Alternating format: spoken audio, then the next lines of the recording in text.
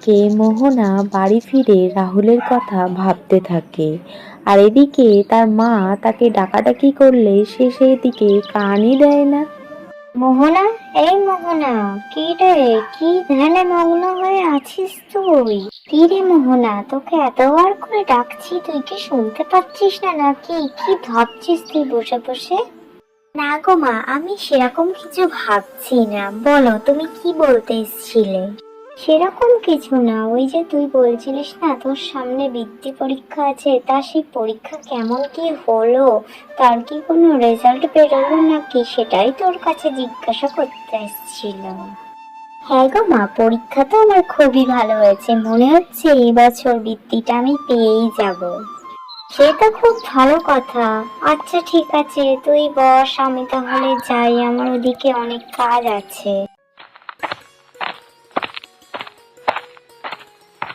আরে মোহনা, কেমন আছো তুমি? হ্যাঁ রাহুল বাবু, আমি তো ভালো আছি, আপনি কেমন আছেন? হ্যাঁ, আমি তো খুব ভালো আছি। কাল তুমি আমাকে গ্রাম ঘুরে দেখতে বলেছিলে, সত্যি তোমাদের গ্রাম খুব সুন্দর। আজ বিকালে আমরা চলে যাচ্ছি শহরে। আশা করব তোমার সাথে খুব তাড়াতাড়ি দেখা হবে। দেখা হবে নাকি সেটা বলতে পারছি না, কিন্তু আমি বৃত্তি পরীক্ষা দিয়েছি, সেই পরীক্ষায় উত্তীর্ণ হয়েছি। এই তো সামনের মাসেই আমি কলকাতার কলেজে ভর্তি হতে যাব।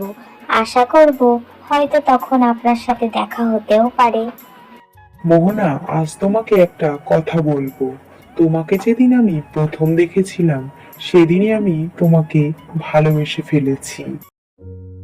এটা হয় না রাহুল বাবু, আপনি শহরে থাকেন, শহরের আদব কায়দায় বড় হয়েছেন। আমি গ্রামে থাকি, সামান্য কাঠুরিয়ার মেয়ে।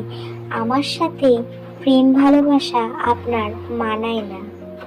আমি অত শত জানি না মোহনা, আমার তোমাকে খুব ভালো লেগেছে। তুমি বলো না, আমার তোমাকে ভালো লাগেনি? ভালো তো আমারও লেগেছে, কিন্তু ভালোবাসতে যে আমার খুব ভয় হয়। আমি তো খুব গরিব ঘরের মেয়ে। আমি জানতাম তুমিও আমাকে ভালোবাসো, কিন্তু মুখ ফুটে নিজের মনের কথা বলতে পারছো না। ঠিক আছে, আমি তাহলে এখন রওনা হই। তুমি কলকাতায় গেলে আমাকে একবার ফোন করে নিও কিন্তু।